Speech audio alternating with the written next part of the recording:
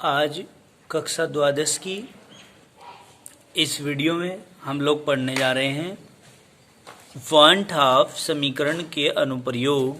कल हमने इसकी सीमाएं पढ़ी थी और सीमाओं में हमने कहा था कि 1/2 का तनु विलयन समीकरण केवल विद्युत अनपघट्यों के अवाष्पशील पदार्थों के तनु विलयनों पर ही लागू होता है, सांद्र विलयनों पर लागू नहीं होता। ये कल आपने पढ़ा था। 1/2 समीकरण के अनुप्रयोग में आज सबसे पहले फर्स्ट नंबर पर आप पढ़ रहे हैं कि विद्युत अनपघट्यों के तनु विलयनों के परासरण दाब की गणना निम्न सूत्र से की जा सकती है। अब फॉर्मूला हमारा क्या आया था, PV बराबर NKT आया था। आपको पता है चूंकि N इक्वल टू क्या होता है, N इक्वल टू W/M होता है, तो आप N के जगह W/M इंटू KT रख सकते हैं। और यदि P की वैल्यू निकालनी हो तो V को बटे में ले जाएंगे, यानी कि WKT/M गुणा V आ जाएगा। ये आ गया आपका फॉर्मूला। क्लियर होगी बात? तो इस तरीके से आप क्या कर सकते हैं, परासरण दाब निकाल सकते हैं। इसके बाद सेकंड पॉइंट पर आते हैं कि अवाष्पशील विद्युत अनपघट्यों के अणुभारों की गणना करने के लिए निम्न सूत्र का प्रयोग किया जाता है। यदि अणुभार निकालना है तो M को यहां ले जाओ, P को यहां ले आओ। इसी फॉर्मूले में चेंज करना है, P को M के जगह और M को P के जगह। तो हम ले आए M, ये आ गया WKT/P गुणा V। फॉर्मूला सिद्ध हो जाता है। ठीक है। अब इसके बाद न्यूमेरिकल पोर्शन आपका स्टार्ट होने जा रहा है। अब क्वेश्चन बोलिए क्या है? 27 डिग्री सेल्सियस। ये क्वेश्चन नंबर 1। क्वेश्चन नंबर 1 में क्या, 27 डिग्री सेल्सियस पर यूरिया के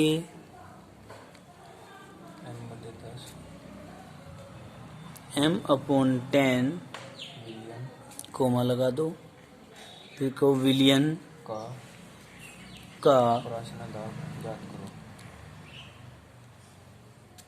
परासरण दाब ज्ञात करो। ठीक है भाई। अब देखिए इसमें क्या क्या बातें आप लोगों को बताई गई हैं। सबसे पहले न्यूमेरिकल पोर्शन में क्वेश्चन के अंदर हमें कौन कौन सी वैल्यू दी गई हैं उनको अलग से लिखते हैं, पहचान करते हैं उनकी। 27 डिग्री सेंटीग्रेड मतलब T बराबर 27 डिग्री सेंटीग्रेड। हमने क्या करना है, इसको 27 प्लस 273 बराबर 300 केल्विन में चेंज करना है, सबसे पहला काम। दूसरी बात कहा है M/10, यूरिया के M/10 मतलब ये N की वैल्यू है, मोलों की संख्या। मोलों की संख्या कितनी है, 1/10। समझ में आई बात? अब आप कह सकते हैं यहाँ N मतलब मोलों की संख्या क्या होता है, बताओ? ये W/V होता है। बताओ क्या होता है ये? अरे नहीं भाई, समझे नहीं आप बात। N की वैल्यू तो W/M होती है। मैं कह रहा हूं कि N की वैल्यू जो दे दी ये 1/10 दे दी, यानी कि यहां पर V की वैल्यू यहां से 10 निकाल लोगे आप। ठीक है, समझ में आई बात? और देखिए ये यहाँ पे क्या कर रखा है इन्होंने, ये यहाँ पे M/10 दे रखी है। ये सांद्रता है। क्या है ये? सांद्रता। और सांद्रता क्या होती है, मोल प्रति लीटर बराबर सांद्रता होती है। तो लीटर क्या होता है, आयतन होता है। कितना है ये, 10। समझ गई? तो समझ में आ रही है बात, कोई दिक्कत तो नहीं है। इतने लीटर। अब तो क्लियर हो गया होगा ये कैसे आया। ठीक है, यानी कि 10 लीटर में 1 मोल घुला हुआ है। समझ गए? ये N की वैल्यू निकल के आई है। अब आप क्या करेंगे इसके बाद, अब इसमें आपने क्या करना है, ये सारी वैल्यू हैं, आपको फॉर्मूला रखना है परासरण दाब का। किसका? परासरण दाब का। परासरण दाब के फॉर्मूले के लिए आपने क्या करना है, यहां करना पड़ेगा आपको PV बराबर NKT। यही तो था फॉर्मूला। अब आपको क्या निकालना, परासरण दाब निकालना। तो एन की वैल्यू दी हुई है, डब्ल्यू और एम का इसमें कोई वैल्यू ही नहीं है, तो पी बराबर क्या रखोगे, एन के टी अपॉन वी, यही तो रखोगे। अब सारी की सारी वैल्यू इसमें रखनी है। P बराबर एन की वैल्यू कितनी रखनी, 1/10, ये रख दी 1/10 गुना K की वैल्यू कितनी रखनी, 0.0821, कल भी लिखवाई दी ये वैल्यू हमने। T की वैल्यू कितनी आई हमारी निकाल के, 300, ठीक है कि नहीं है, गुना V की वैल्यू कितनी है, 10। अब आप देखिए ध्यान से बात को सुनियो,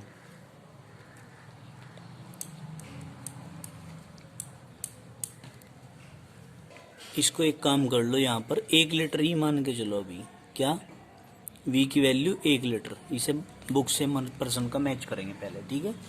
तो हमने क्या कहा, V का मान यहाँ पर हमने 1 ही मान लिया, ठीक है भाई, कितना मान लिया, 1। ये वाली जीरो हमने क्यों लगाई, ये 1 2 3 4, 4 अंकों के बाद पॉइंट हटा दो, 1 2 3 4, 4 जीरो लगा दो, ठीक है, 2 जीरो से 2 जीरो कैंसिल। अब हमारे पास क्या बचता है, हमारे पास 821 गुना 3 बटे 1 2 3, यानी कि 1000 बचता है। आप इसको यहाँ पर 3 एकम 3, 3 दूनी 6 और 3 अट्ठे 24 गुना 10 की घात -3 भी तो लिख सकते हो, इसको ऊपर ले जाओ। समझ में आई बात, कोई दिक्कत तो नहीं है। या करके आप इसको, अगर इसको हटाएं तो 1 2 3 यानी कि 2.463 इतने क्या भाई वायुमंडल भी आप इसको लिख सकते हैं। बताइए इतनी बात समझ में आई क्या, कोई दिक्कत तो नहीं है। अब सेकंड क्वेश्चन पर आते हैं, 27 डिग्री सेल्सियस पर क्या है, 27 डिग्री सेल्सियस पर 5% यूरिया विलयन का परासरण दाब ज्ञात करो, ये है आपका नंबर, ठीक है। क्या है भाई, यूरिया का परासरण दाब ज्ञात करना है। अब इसमें थोड़ा सा एक यूनिक लॉजिक है, यहाँ इसे पकड़िए जरा। अब इसमें क्या है, सबसे पहला तो हमने वही है कि क्वेश्चन में क्या क्या वैल्यू दी हुई है उन्हें कैसे हम अलग से निकाल लेंगे। देखिए T बराबर सबसे पहले 27 डिग्री सेंटीग्रेड, हम क्या करेंगे 27 + 273 बराबर 300 केल्विन, ये आ गया। अब 5%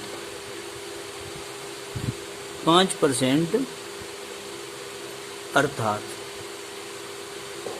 अगर कहीं परसेंटेज में बात इस तरीके से आ जाए तो हम क्या करेंगे, 5% अगर कहीं आता है तो इसमें W बराबर 5 ग्राम और V बराबर 100 ml।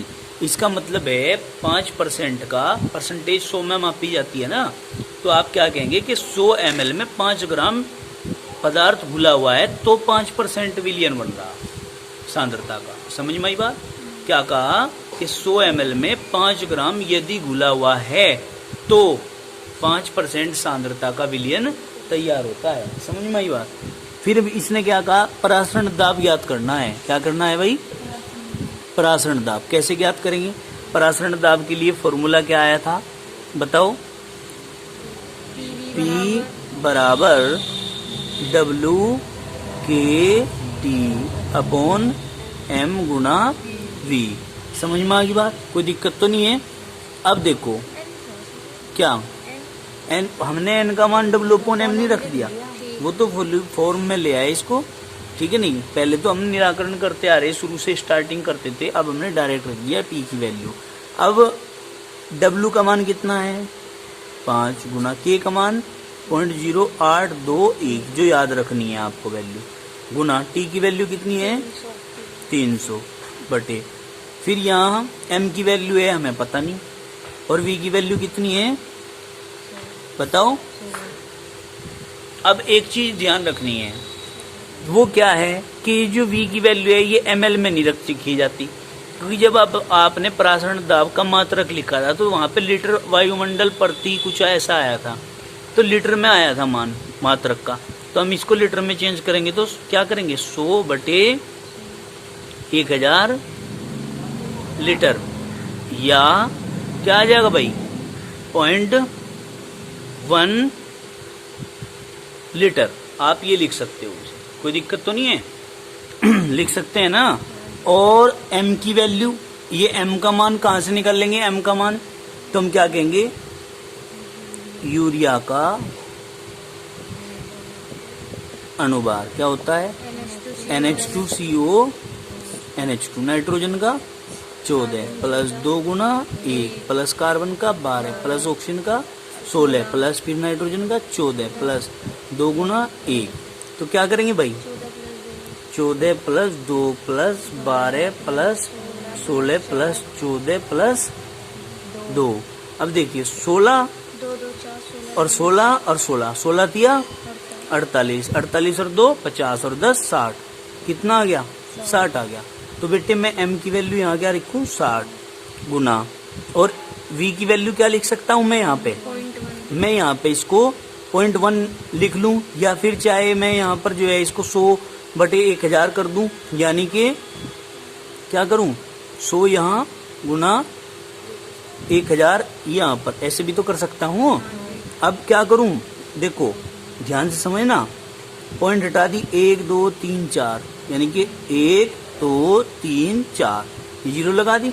अब 3 0 और 2 0 कितनी होगी 5, 3 ये और 2 ये कितनी होगी 5, 1 0 रहेगी भाई, 2 0 1 2 3 4 5 5 0 कट गई 10 पर रह गया यहाँ खाली है। तो हम क्या कर सकते हैं अब 5 इंटू 821 समझ में आ रहा, गुना 3 बटे 6 0 और गुना 10, यही तो आवे। 3 से तो इसे काटो, 3 दूनी 6 20 बार, और 5 से 10 2 बार, तो क्या हो गया हमारा यहाँ पे हमारा 821 बटे 20 दूनी 40, 821 बटे 40 आ गया।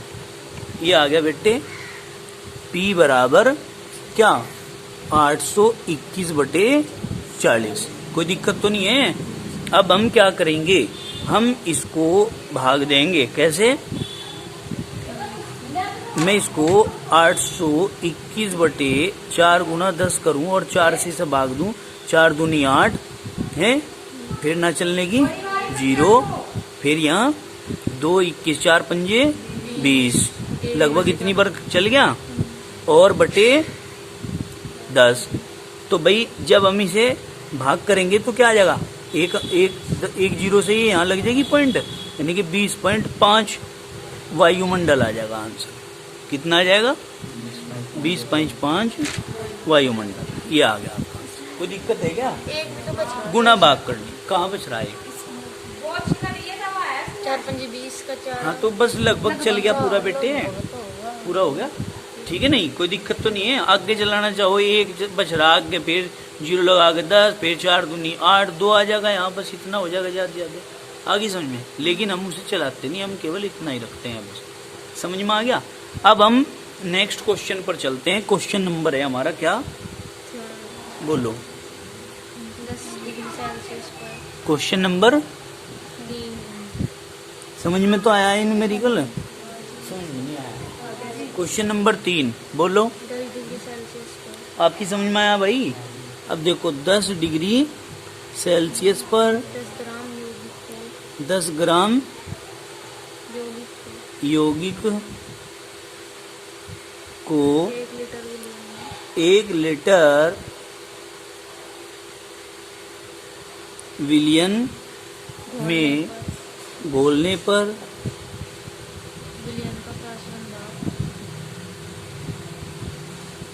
विलियन का परासरण दाब 1.18 ATM मतलब वायुमंडल, क्या भाई वायुमंडल है। पदार्थ का अनुभार तो ये कह रहा है कि पदार्थ का अणुभार ज्ञात करो। अच्छा क्वेश्चन है।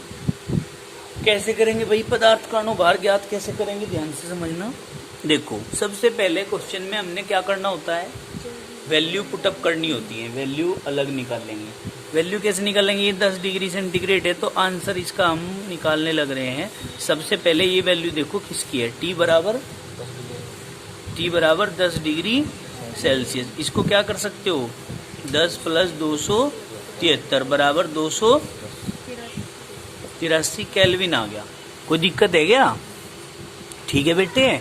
इसके बाद आगे चलिए, यहाँ 10 ग्राम यौगिक को कहीं की वैल्यू दे दी है 10 ग्राम यौगिक, मतलब W बराबर 10 ग्राम दे दिया। ठीक है नहीं, 1 लीटर। वहां पिछले क्वेश्चन में यहाँ 5% दे रखा था इस पूरे का इतने का मतलब, लेकिन यहाँ उसको ओपन करके लिख दिया कि भाई W तो है 10 ग्राम और V का मतलब है 1 लीटर। क्लियर। घोलने पर विलयन का परासरण दाब P बराबर 1.18 क्या है, ATM है।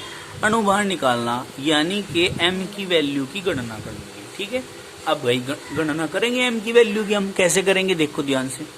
हमारे पास क्या था, फॉर्मूला था P बराबर WKT/M गुणा V। अब बेटे हमने M की वैल्यू निकालनी है, यहाँ M की वैल्यू निकालनी ना, तो क्या करेंगे, M को यहाँ ले जाओ, तो M बराबर WKT/P गुणा V। अब ये वैल्यू सारी की सारी पुट करेंगे। M बराबर W की वैल्यू कितनी है भाई, 10 गुणा K की वैल्यू 0.0821 गुणा, ये तो ये लर्न रखनी है, याद रखनी है। तो भाई जोर से क्या पढ़ रहा, याद रखनी है। तो अब गुणा T की वैल्यू कितनी है 283 बटे P की वैल्यू कितनी भाई 1.18 गुणा, और V की वैल्यू कितनी है 1 लीटर, तो 1 ही रख दूं। कोई दिक्कत है, दिक्कत है क्या? दिक्कत हो तो बताओ।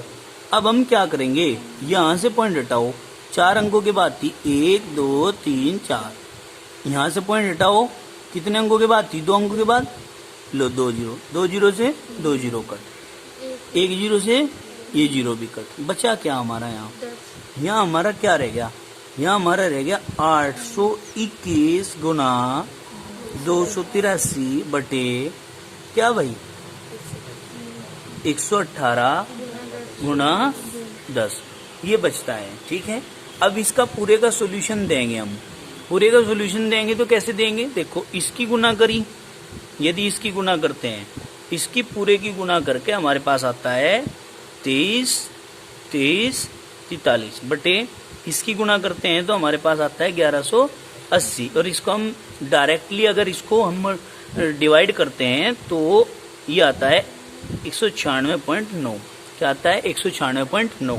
ये M की वैल्यू आती है, किसकी वैल्यू, M की वैल्यू 196.9, ये आ गया आंसर हमारा। बताइए इतनी बात समझ में आई या नहीं आई? ठीक है भाई। अब इसके बाद क्वेश्चन नेक्स्ट आपका जो आता है उसको बोलिए, समझ में आया? कुछ तो नहीं करा, गुना भागी तो करनी है बस। ठीक है, वो सबके तरीके अलग हैं करने के, वो कैसे भी करें, वैल्यू निकाल लो और कोई फॉर्मूले में रख दो, बात खत्म। आगे चलो, क्या है क्वेश्चन बताओ, बताओ। क्वेश्चन है किसी पदार्थ के, देखो बेटा इसमें 100 ml दे दिया, 100 ml विलियन में 4.5 ग्राम विले घुला है 20 डिग्री सेल्सियस पर इस विलियन का दाब है 3.2 ATM है। यदि पदार्थ का अणुभार 342 हो तो हो तो इसका एस के मान की गणना करें। एस के मान की गणना करो। देखो बहुत ही बढ़िया बातें यहाँ पर बताई हैं। क्वेश्चन समझना होता है सबसे पहले। अगर क्वेश्चन समझ में आ गया ना अच्छे से, फिर आंसर करने में कोई दिक्कत नहीं है। ठीक है, अब देखो भाई ध्यान से समझना भाई सारी बातें। किसी पदार्थ के 100 ml में बेटे ये कहेगी वैल्यू दे दी V बराबर 100 ml। आपको तो लीटर में रखना हो, मान लीटर में रखना हो तो आप क्या करेंगे भाई, इसको 100/1000 या 0.1 लीटर कह सकते हैं कि नहीं कह सकते। चलिए ये बात खत्म होगी V के मान की। अब इसके बाद क्या है, 4.5 ग्राम विलेय है। स्मॉल w बराबर 4.5 ग्राम। कोई दिक्कत तो नहीं है। अब आगे देखो 20 डिग्री सेंटीग्रेड मतलब कहीं का मान दे दिया T बराबर 20 डिग्री सेंटीग्रेड। या करके हम इसे क्या कर सकें, 20 + 273 बराबर 293 केल्विन। यही तो करेंगे है भाई। 293 केल्विन आ गया। कहीं का मान आया, T का मान। फिर विलयन का परासरण दाब 3.2 लिखा है इसने। क्या है, परासरण दाब यानी कि P बराबर 3.2 ATM है। यदि पदार्थ का अणुभार यानी कि स्मॉल m की वैल्यू 342 है तो S का मान निकालना है। कहाँ का मान, S का मान निकालना है। ये वैल्यू हमने रख दी सारी की सारी, कोई दिक्कत तो नहीं। ये अब S के मान की गणना करने के लिए हमने क्या करना, सारी वैल्यू हमारे पास है, हमें केवल वैल्यू पुट करनी है। कैसे करेंगे वैल्यू पुट, देखो ध्यान से। सबसे पहले फॉर्मूला देखो हमारा क्या था, यहाँ देखो भाई ध्यान से। ये था P बराबर WKT/, बताओ M गुना V। अब आप इसमें क्या करेंगे, इसमें आपने एक चीज ध्यान रखनी है कि K बराबर होता है S के। इसके K बराबर S के। तो बेटे आप क्या रख सकते हो, P बराबर WST/M गुना V। ये भी तो कह सकते हो। वैल्यू काहे की निकालनी है, S की। S का मान निकालना है ना, तो यहाँ से S का मान निकाल लेंगे। तो क्या करेंगे, S का मान निकालेंगे तो S बराबर PVM। ये फॉर्मूला बन गया PVM मतलब पटेल विद्या मंदिर बटे W गुना T। ये अम्बेटा में एक विद्यालय है पटेल विद्या मंदिर, मैं पढ़ा हूँ उसमें।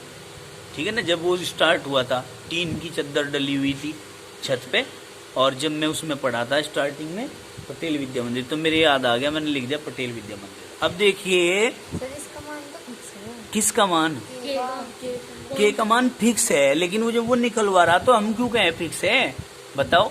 हम तो निकाल लेंगे जब वो निकलवा रहा, और सारे मान दे दिए। अब फिक्स है, हम ये तो देखेंगे फिक्स आया या नहीं आया हमारा। ए बेटे अब निकाल लो। S बराबर P की वैल्यू कितनी आई थी, P की वैल्यू थी 3.2 ATM। V की वैल्यू कितनी आई थी, V की वैल्यू आई थी 0.1 लीटर। 0.1 लीटर गुना M की वैल्यू कितनी आई थी 342 बटे W की वैल्यू कितनी आई थी बबलू की 4.5। 4.5 गुना T की वैल्यू कितनी आई थी, T की वैल्यू 293। अब देखिए इस पॉइंट से तो यह पॉइंट कट गई, इस पॉइंट से ये 0 लगा दी, कोई दिक्कत तो नहीं है। अब क्या करेंगे, अब जो इसके बाद सॉल्यूशन देखो क्या करेंगे, गुणा भाग रहेगी हमारी। गुणा भाग किस तरह करेंगे भाई, जिस तरह भी आपको इजी लगे वैसे कर लो, कोई दिक्कत थोड़ा ही है। ठीक है, अब क्या करें बताओ, क्या करें भाई बताओ भाई, गुणा भाग करवाओ, कैसे करेंगे।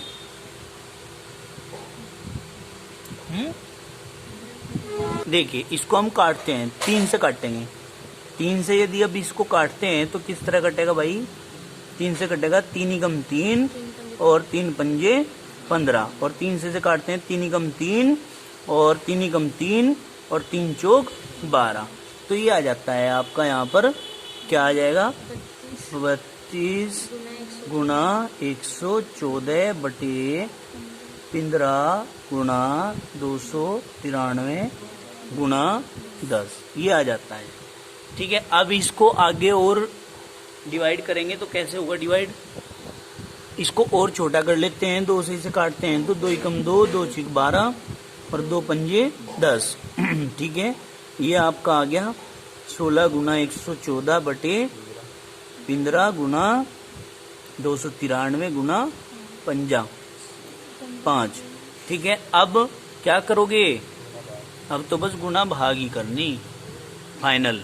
अब इसे एक बार और 3 पंजे 15 है बेटे और 3 तिया 9, आगे बचे 2, 3 अट्टे 24, कट गया कि नहीं? तो अब हमारा क्या आ गया?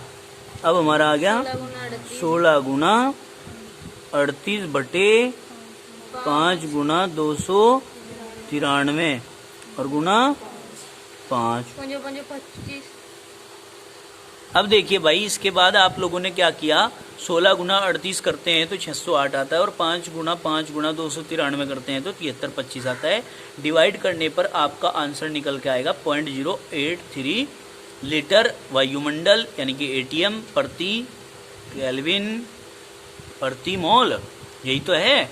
अब आप क्या कहते हैं? ये इसका मात्रक लिखा है आपने, यहाँ पे क्या लिखा है? इसका मात्रक लिख दिया। अब आप क्या करेंगे?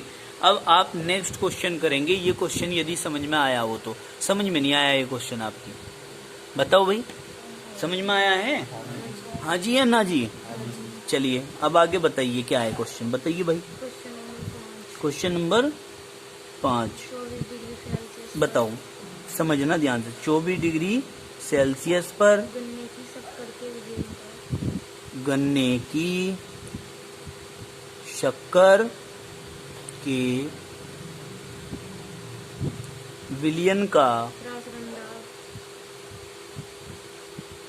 परासरण दाब 25 एटीएम है। विलयन का सांद्रण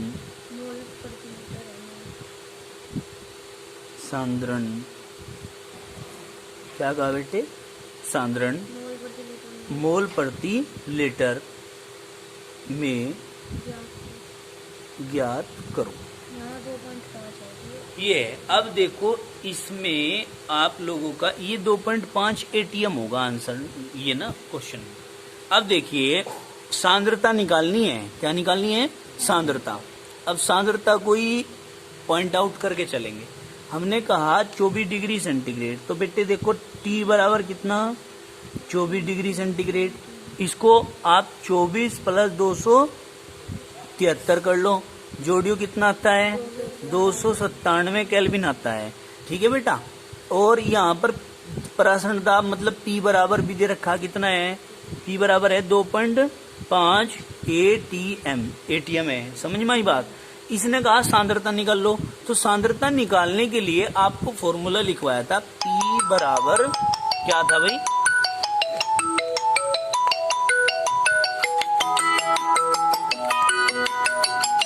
ये फॉर्मूला क्या था? P बराबर CKT, ये आया था फॉर्मूला CKT सांद्रता के पदों में। किसके पदों में? सांद्रता के पदों में। तो आप कह रहे हैं कि यहाँ से क्या निकालना है? सांद्रता निकालनी है। सांद्रता निकाल लेंगे मतलब C बराबर क्या हो जाएगा? C बराबर P अपॉन KT। और P की वैल्यू कितनी है बेटे? 2.5 अपॉन, और ये जो K की वैल्यू है 0.0821 इंटू T की वैल्यू कितनी है? 293। 97 है? अच्छा 97 रख दो। अब क्या करेंगे? बात समझने की ये है। अब देखिए पॉइंट है, पॉइंटों का खत्म करते हैं झगड़ा। 25 यहाँ गुना 10, पॉइंट हटा दी, बीच में से 0 लगा दी। ठीक है। यहाँ 821 गुना 1 2 3 4, एक के आगे 1 2 3 4, ठीक है, और गुना 297, ये आ गया। इस जीरो से ये जीरो खत्म। अब आप लोगों के पास ये बारों बार जो आ जाता है इसकी गुना करने के बाद ये आता है भाई 25,000 बटे इसकी आपस में गुना करते हैं तो इसका आएगा 24,11,7, ये आ जाएगा। ठीक है, कोई दिक्कत तो नहीं है? बताओ, कोई दिक्कत है क्या? 24,11,37 ये आएगा। तो बेटे जब हम इसको डिवाइड करेंगे तो डिवाइड करने के बाद आप करना घर पे बैठ करके अपने आप इसकी कैलकुलेशन 0.1025 मोल प्रति लीटर आता है। क्या आता है? मोल प्रति लीटर। मोल प्रति लीटर क्यों आया?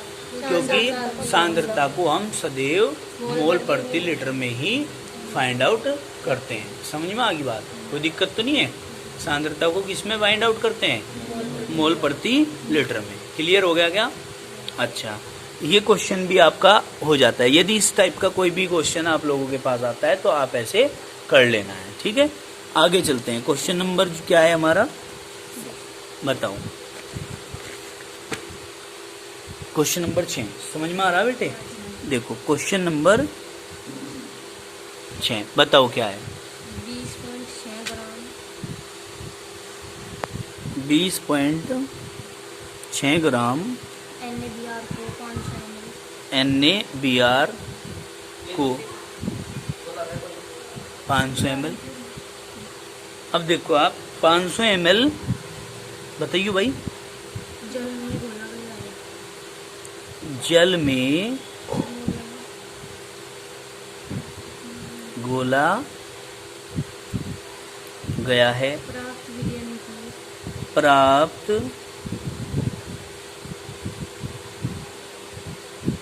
विलयन की मोलता मोलरता क्या होगी?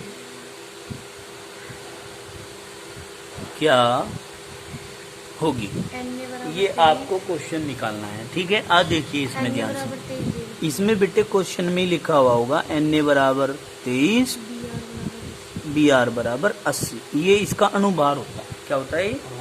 अनुभार होता है। अब हमने क्या करना है, इसकी मोलरता निकालनी है। तो देखो यहाँ पहले तो ये रखो कि वैल्यू किस किस चीज की आपको दी हुई है।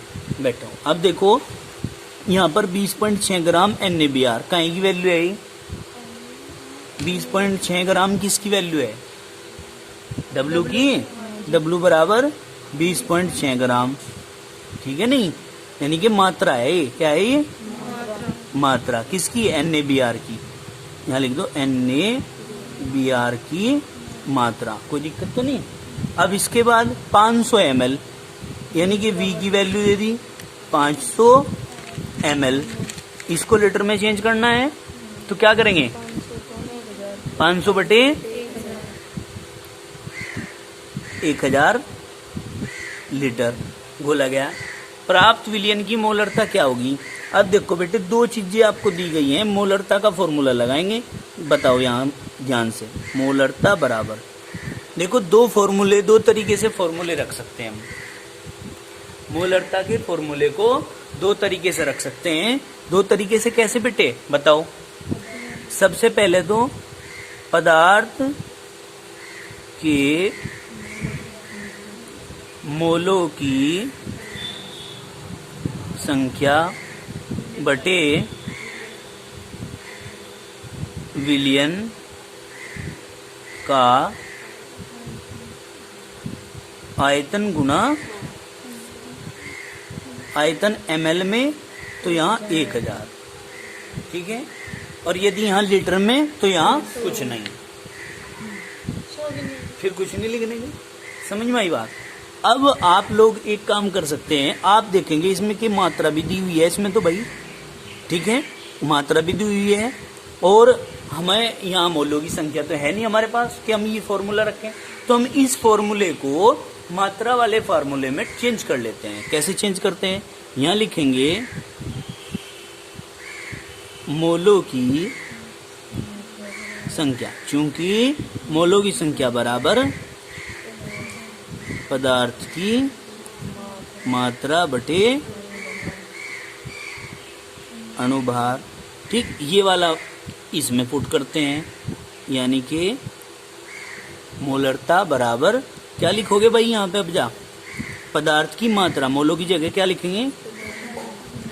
पदार्थ की मात्रा बटे यहाँ क्या है? अणुभार गुणा क्या भाई? विलयन का आयतन काय में? बताओ। ml में गुणा, फिर तो 1000 लिख सकते हैं। अब देखिए आप लोग क्या करेंगे, न्यूमेरिकल चल रहे बड़े जोरदार, ठीक है नहीं। अब आप लोग इसमें ये देखिए कि काय की वैल्यू आपको दी हुई है भाई। पदार्थ की मात्रा W होती है, कितनी दे रखी?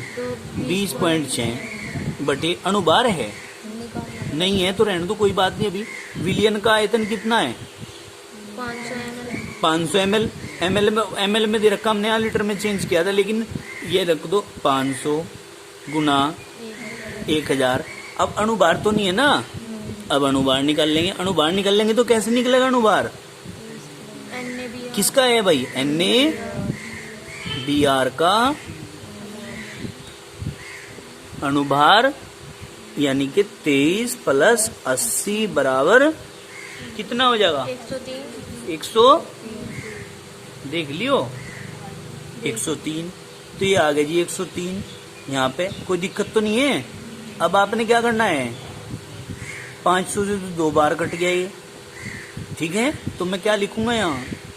20.6 बटे 103 और यहाँ गुणा 2, यही तो लिखूंगा।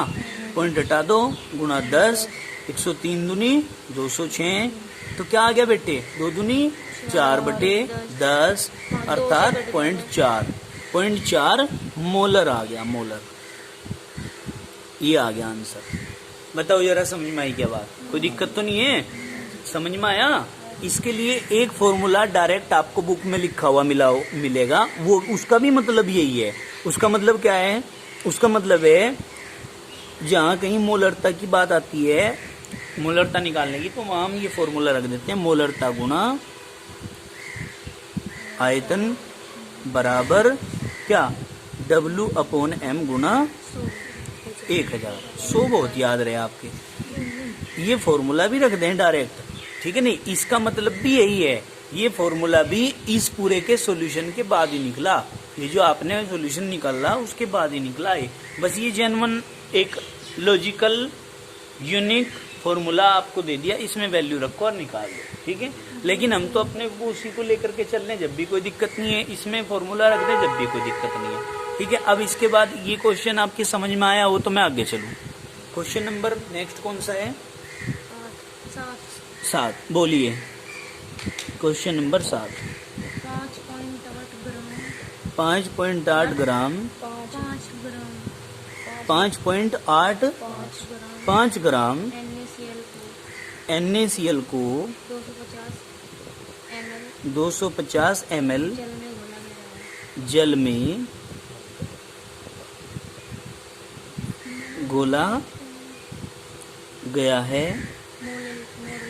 इसकी मोलरता ज्ञात करो। तो भाई ये भी तो सेम ऐसा ही है क्वेश्चन, या कुछ और है इसमें? सेम ऐसा ही है। अब देखो यहाँ पर W कितना दे दिया? 5.85 ग्राम। V कितना दे दिया? 250 ml दे दिया। फिर क्या कहा? NaCl है, अणुभार की जरूरत पड़ेगी, बाद में निकाल लूँ या अभी? चलो अभी निकाल लो। तो हम क्या यहाँ क्या लिखेंगे? NaCl का अणुभार बराबर Na का कितना? 23 + 35.5 बराबर कितना आ गया जोड़ के? 58.5। ये आ जाता है आंसर। हम फॉर्मूला क्या रखेंगे? मोलरता का अभी अभी हमने फॉर्मूला निकाला था, क्या भाई? मोलरता बराबर क्या लिखेंगे? पदार्थ की मात्रा बटे अणुभार गुना विलयन का आयतन ml में गुना 1000, यही तो था। अब इसमें वैल्यू पुट कर दो इसकी सारी की सारी। देखो लाओ यहीं रखवाओ वैल्यू, फिर आगे चलेंगे। पदार्थ की मात्रा कितनी है 5.85 बटे अणुभार कितना बेटे 58.5, यही तो है। और गुना आयतन कितना है 250 गुना 1000। अब इसका सॉल्यूशन कर लेंगे। तो देखो यहाँ पर क्या आया, यहाँ पर ये आया है। इसके बाद क्या देखो ये आ गया मोलरता बराबर किसके बराबर, मोलरता बराबर 5.85 बटे यहाँ क्या है बेटे 58.5 गुना 250 गुना 1000। 250 से तो 4 बार कट गए हैं। और ये पॉइंट हटाओ, यहाँ 1 0 लगाओ, यहाँ से पॉइंट हटाओ, यहाँ 2 0 लगाओ, ठीक है।